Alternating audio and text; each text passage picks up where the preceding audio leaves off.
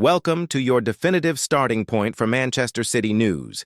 Here you'll find everything that truly matters about the club: behind-the-scenes updates, boardroom decisions, training updates, analysis of the squad's current moment, and, of course, the hottest moves in the transfer market. No faffing about, no noise, and with the context, you need to understand what's happening now and what could explode over the next few hours. If you want to follow City with fast, clear information and that perspective of someone who lives the club every day, this is your place. So drop a like, subscribe, and turn on notifications because here we don't miss any important news. Let's begin. Manchester City are living through that delicate moment where the season demands urgency, but the club has to think like the giant it is, with a cool head planning and one eye always on the future. And that's exactly why Pep Guardiola's words about Rodri have drawn so much attention in recent days. Because when a manager of Pep's level chooses to address this topic in such a human way, it's a sign there's something heavy behind the curtain, something the fans feel on the pitch, but don't always fully see. Rodri's recovery has become a battle on two fronts at the same time. It's not just the body, it's the mind, it's the interrupted routine. It's the feeling of watching the team move forward while you try to be patient with your own process. And Pep, who has seen everything in football, made it clear he understands that human dimension of the problem. His idea was simple and powerful. Imagine spending many months unable to do what you love. What defines your identity? For a player like Rodri, who sets the tempo, organizes, protects the defense, and gives the midfield its soul, that isn't a detail. It's almost like losing your own voice inside the game. And then comes the weight of the chain of events, because we're not talking about one isolated stroke of bad luck. Rodri had already been dealing with a tough period of recovery and a gradual return. He went through a long road, the kind that wears down even the strongest athletes. And when the fans finally started to feel his presence returning more naturally, another obstacle arrived. That kind of repetition hurts. First the body, then confidence, and finally the emotional side. And that's not drama. It's the reality of elite performance. City know that. Hence the caution. Hence the care not to rush anything. And Pep's comments about days of sadness and frustration won't surprise anyone who truly follows football. This is the human side that often stays hidden behind statistics, lineups, and results. Rodri isn't just any piece. He's the player who gives balance to the entire system. When he isn't right, the team have to reinvent small things, positional tweaks, changes in the dynamic between holding midfielders and attacking mids, greater physical demands on whoever steps into the role. City have the quality to survive, but the standard of excellence shifts, and the fans notice. The most interesting thing is that even with this absence, the team haven't panicked. That says a lot about the strength of the squad and also about the way Pep has been guiding the season. There's a clear attempt to keep City competitive without turning Rodri's return into an immediate obsession. Because the risk of a setback isn't just losing a big match. It's losing months. And nobody wants to repeat a cycle of hope and frustration. That's why the internal message seems to be patience and a wide view. Long season, heavy calendar, and a major international event on the horizon, which always influences how players and medical departments think about physical planning. The message is almost a mantra: better to return whole than to return early. And it's worth saying, the psychological impact of being the heart of the team is huge. Because even injured, Rodri knows how much the team read the temperature of the match through him. He knows how much his presence changes overall confidence. And at the same time, he knows he can't force his body just to meet that expectation.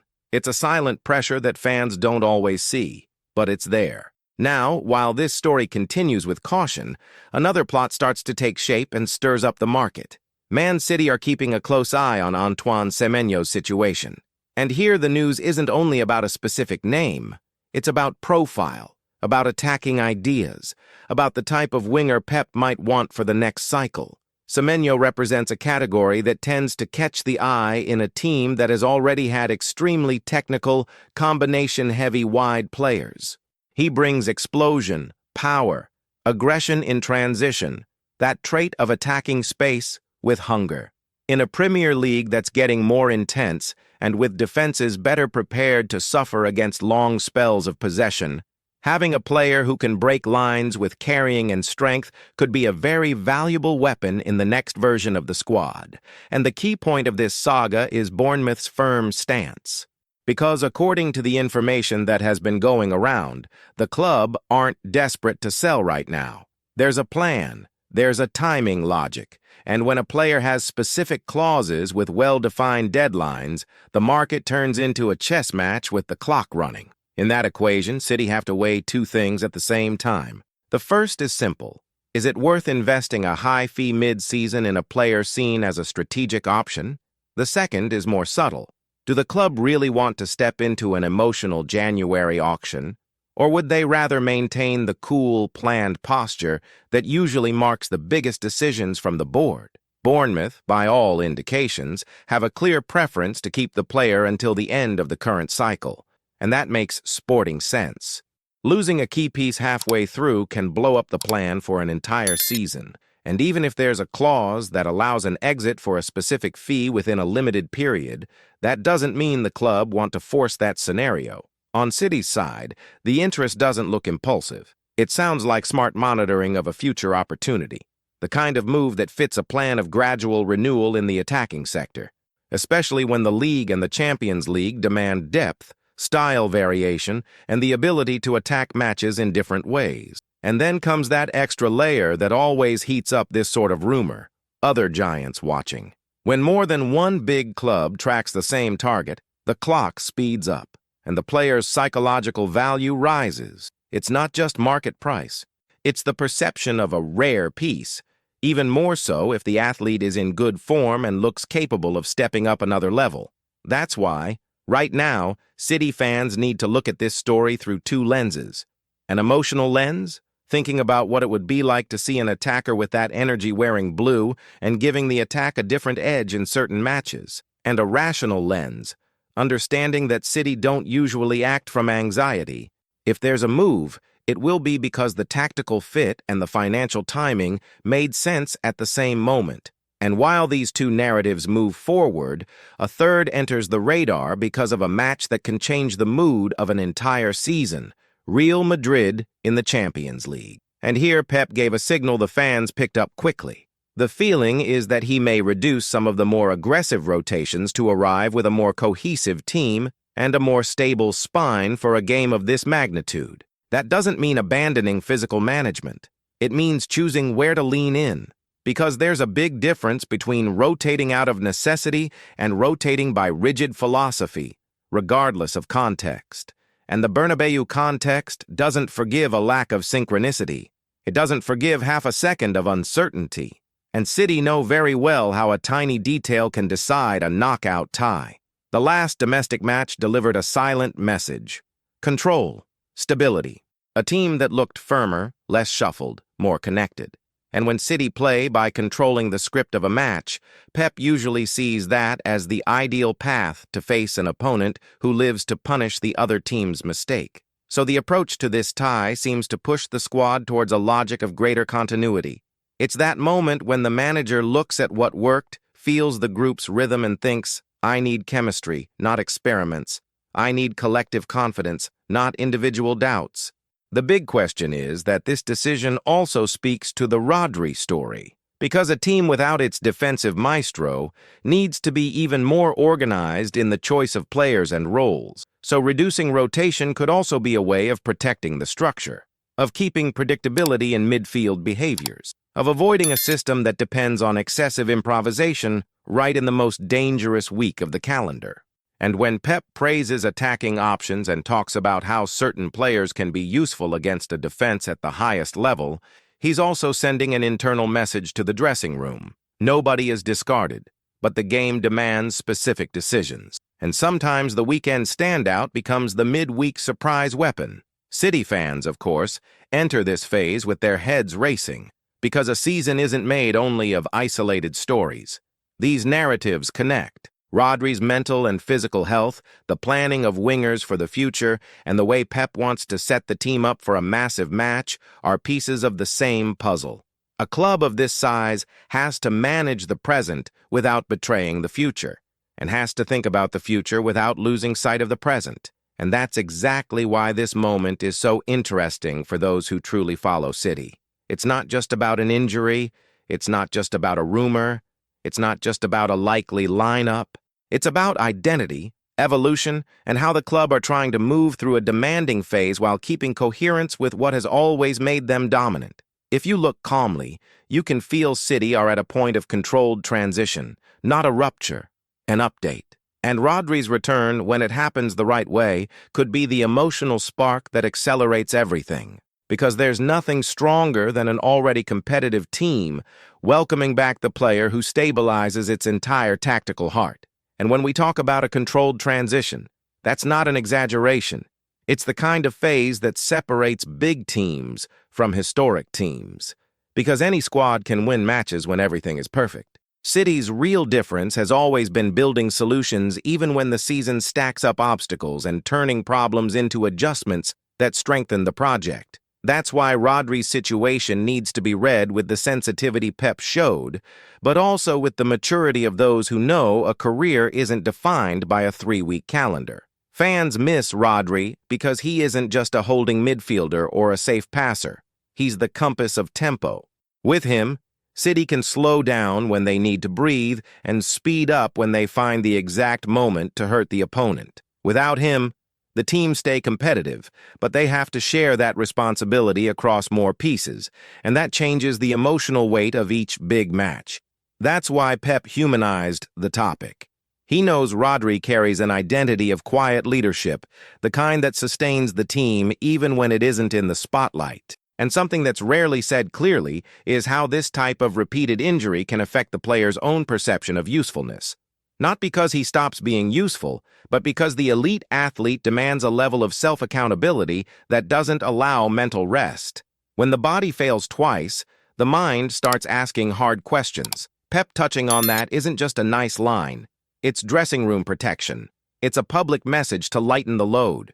And it's also a signal to the outside world that the recovery will happen at the right time, not at the pace of anxiety. That connects directly to the moment when City need to decide how to arrive at the Bernabeu. Because the Champions League, especially against Real Madrid, is the stage where the margin for error shrinks until it's almost invisible.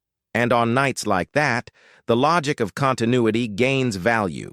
It's not that rotation stops existing. It's that it becomes a surgical tool. Pep won't give up managing energy, but he also knows a heavily rotated side can lose essential automatisms to face an opponent who thrives on recognizing small breaks in pattern. The recent match before the trip brought exactly that sense of a firmer choice, more aligned with the idea of building a group mentally ready for a battle under extreme pressure. And that's something fans need to watch closely. Pep doesn't reduce rotation just because of outside criticism. He reduces it because he understands the group's moment and the calendar's needs.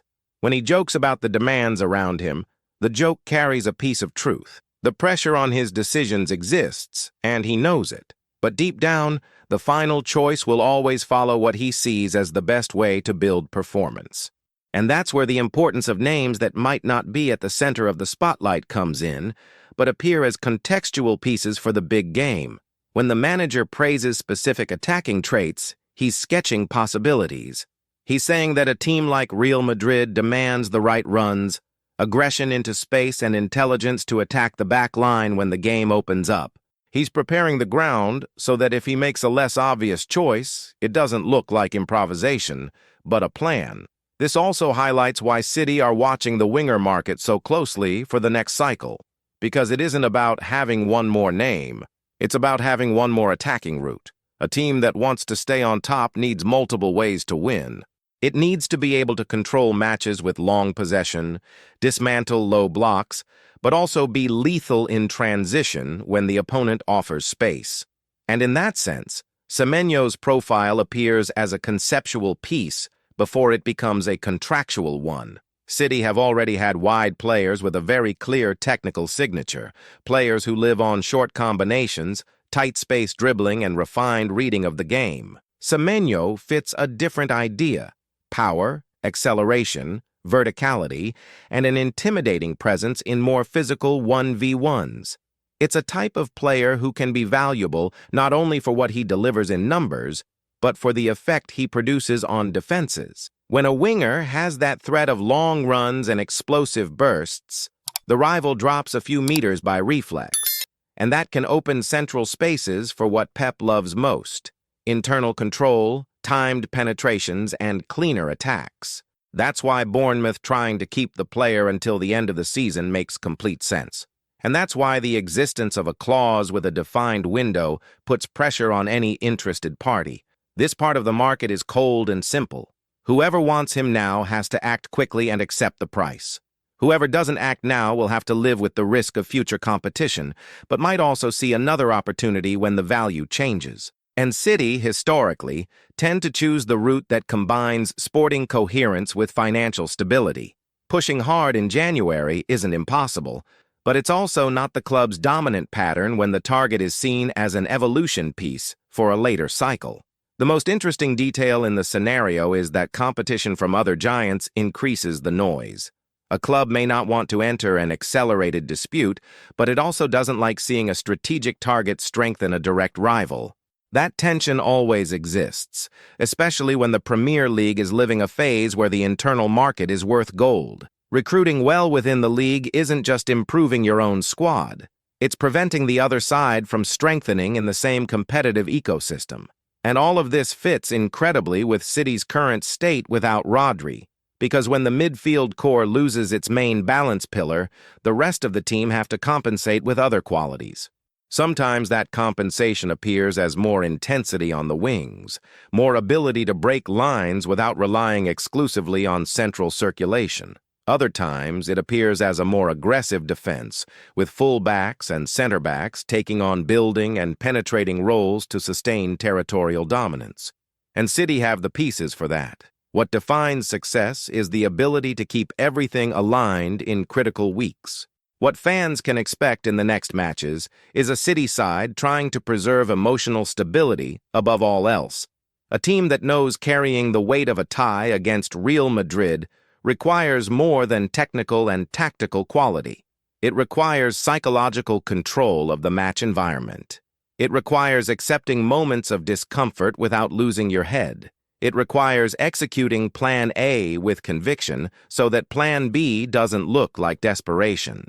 And this is the type of context in which Rodri's return, even if it still isn't immediate, becomes a symbol. Because the simple possibility of a near return boosts internal morale. Players feel it. The coaching staff feel it. Fans feel it. The season gains a narrative of rebuilding strength, not just survival, and that narrative even shapes how the team walk onto the pitch. So when you put these three storylines together, the picture that emerges is very clear. City are protecting a midfield leader so they don't compromise the rest of his career. They are carefully assessing a winger profile that could be key in the next cycle, and they are adjusting the level of rotation so they don't enter a massive showdown with a fragmented team. That isn't random. It's project design. It's elite thinking. And if there's something that has always defined the Pep era at City, it's that ability to turn planning into competitive advantage. He doesn't decide like a fan decides in the heat of the moment. He decides like someone who sees the season as a sequence of connected micro-battles. And on that map, every choice has a reason behind it, even when the reason isn't said out loud. So, as a fan, perhaps the best reading now is to balance heart and patience. Yes, the absence of Rodri is massive. Yes, the expectation for exciting reinforcements is real. Yes, the size of the game against Real Madrid speeds up the pulse. But City are trying to stitch all of this together without tearing the fabric of the team. And when a club can do that, it enters February, March, and April with a strength rivals can hardly match. If Rodri returns at the right moment, he won't return only as a recovered player. He'll return as a statement that City crossed the turbulence without losing their essence. If the club decide to move for Semenyo at the right time, it won't be a trend-driven move. It will be an architectural one. And if Pep truly reduces rotation in the big game, it's because he wants the team to arrive with their soul aligned, with the collective confidence that makes the difference when a 50-50 duel turns into a historic goal. Now I want to hear from you. Should City maintain this line of caution with Rodri down to the last detail, even if it costs a few matches without the ideal version of the midfield? And about the attack, do you see Semenyo as a piece that can genuinely open a new phase of intensity and depth for the team over the next few years? If you enjoyed this content and want to stay on top of everything about Man City, drop a like now and subscribe to the channel so you don't miss any updates.